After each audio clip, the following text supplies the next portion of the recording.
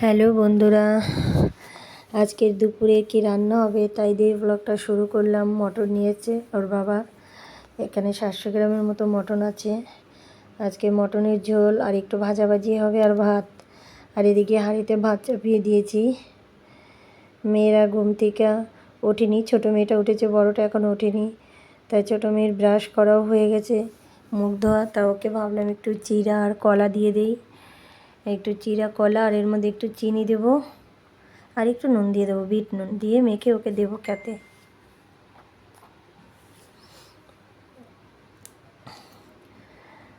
আর এদিকে মাংসের জন্য আমি আলু পেঁয়াজ কেটে নিয়েছি, আলু পেঁয়াজ আর হলো আদা রসুন সব কেটে নিয়েছি, আর একটা টমেটো নিয়ে নিয়েছি।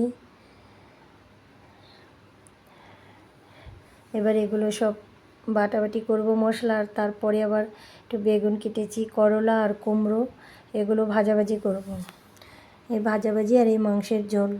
মাংস হলে আমাদের ঘরে কেউ কিচ্ছু খাবে না, ব্যাস এই দিয়েই খেয়ে নেবে। কিন্তু আমার তো শুধু মাংস দিয়ে ওইভাবে খেতে ভালো লাগে না, পেটও ভরে না, একটু সবজি চাই। তো একটু ভাজাভাজি করলাম। আর এদিকে কড়াইটায় তেল বসিয়ে দিলাম, দেখো তেলও গরম হয়ে গেছে। আজকে ননস্টিকের কড়াইতে রান্না করব। তেজপাতাটা দিয়ে দিলাম, একটু জিরে দিয়ে দিলাম ফোড়নে। দেখো একটু অন্যরকমভাবে আজকে মাংসটা করব, পুরোই আলাদা, অন্যদিন যেরকম করি সেরকম না। বড় এলাচ দিয়ে দিচ্ছি দুটো, আর দিয়ে দিলাম জয়িত্রী আর তেজপাতা দারচিনি, আর ওদিকে দিয়েছি জিরা ফোড়ন, দেখেই নিয়েছো তোমরা। আর এদিকে পেঁয়াজ কুচানো, আজকে বড় বড় 4টা পেঁয়াজ দিয়েছি, বড় না ঠিক মাঝারি সাইজের। পেঁয়াজটা একটু আদা ভাজা হয়ে গেছে, এবার দিয়ে দিলাম রসুন বাটা। এবার এটা একটু ভাজা ভাজা হয়ে গেছে, গন্ধটা মেরে নিয়েছি। এবার দিলাম আদা বাটা, আর আদাটা ওরকম মিনিট 2 মতো একটু কষাবো। তারপরে দিয়ে দেবো লঙ্কা বাটা।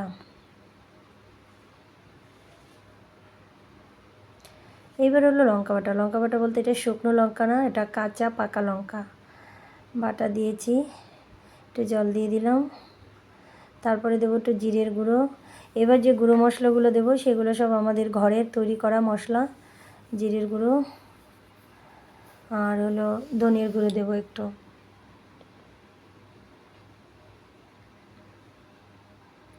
পাকা লঙ্কাগুলো অনেক ঝাল, তাই আজকে আর গোলমরিচ দিলাম না। আমি গোলমরিচও আমার ঘরেই গুঁড়ো করে নিই, আছে, কিন্তু দিলাম না। একটুখানি কাশ্মীরি লঙ্কার গুঁড়ো দিলাম কালারের জন্য। আর ওদিকে দিয়ে দিলাম একটু টমেটো, আবার একটু নুন দিয়ে দেবো আর একটু ঢেকে রাখবো টমেটোটা নরম হওয়ার জন্য। টমেটোটা নরম হয়ে গেছে। এবার দেখো, এবার কথা হলো মাংসটা মানুষ দেয় আর আলুটা ভেজে রাখে, ওটা পরে দেওয়া হয়, আমিও করি ওরকম, কিন্তু আজকে সেভাবে করবো না। আজকে বললাম না সবই একটু আলাদা টাইপের। আজকে আলুগুলো আর মাংস একসাথেই কষাবো, একসাথেই দিয়ে দিলাম দুটো। এবার নুন দিয়ে দেবো পরিমাণ মতো, আর পরে নুন দেবো না, এই কষানোর সময় দিয়েছি, ব্যাস এইটাই। আর আশা করি এতেই হয়ে যাবে, আর নুন লাগবেও না। এবার ভালো করে কষাবো। আর তার আগে দেবো একটু, দেখো, জায়ফল, একটু জায়ফল আমি বেটে নিয়েছি, সেটা দিয়ে দিলাম। আর একটা জিনিস, সেটা হয়তো তোমাদের দেখাতে ভুলে গেছি, সেটা হলো ছোট্ট একটু টুকরো জায়ফলের, সেটাও আমি দিয়ে দিয়েছি। এতে কি হয়, মাংসটা কষানো হয়ে যাবে আস্তে আস্তে, আর মাংসটা বেশ সফট হয়ে যাবে। যাই হোক, বারবার ওই যে ঢেকে দিচ্ছি, তুলে দিচ্ছি, এভাবে করে কষিয়ে নিচ্ছি। প্রায় এরকম করে করে আমি আধা ঘন্টার উপরে মাংসটা কষিয়েছি। এবার একটু ঢেকে দেব। এবার দেখো, এই যে ঢেকে দিয়েছি, দেখো আলুটা বেশ একটু ভাজা ভাজা হয়ে গেছে। এবার জল দিয়ে দিয়েছি। এবার জলটা হলো, এটা কিন্তু গরম জল, আমি কিন্তু ঠান্ডা জল দিইনি। আজকে পুরো মাংসের প্রসেসিংটা পুরোই অন্যরকম, একদম পুরো আলাদা। অন্য দিন যেরকম করি, যেটা নর্মাল, সেরকম না। আর ওদিকে ছোট্ট একটু কাগজ দিয়ে যে ঢাকনাটার যে ফাঁকা জায়গাটা, সেটা বন্ধ করে দিলাম। জাস্ট অল্প জল দিলাম, জল আর দমে যে জলটা হবে তাতেই আমার মাংসটাও সিদ্ধ হবে আর ঝোলটাও ভীষণ টেস্ট হবে। তোমরা এইভাবে করে খাবে বন্ধুরা, দেখবি ভীষণ টেস্ট। আর ওদিকে মাংস বসিয়ে দিয়েছি, 15-20 মিনিটের মধ্যে হয়ে যাবে। আর তার পাকে জলের বোতলগুলো সব ফাঁকা ছিল, সেগুলো একটু ভরে নিই। মাংস বিভিন্ন রকমভাবে রান্না করা যায়, হ্যাঁ, তবে তার মধ্যে ব্যাপার আছে কোন কোন প্রসেসিংয়ে রান্না করলে কীভাবে স্বাদ হবে, সেটা একটা ব্যাপার আছে। আমি যেভাবে করেছি তোমরা এইভাবে করে খাবে, দেখবে দুর্দান্ত টেস্ট।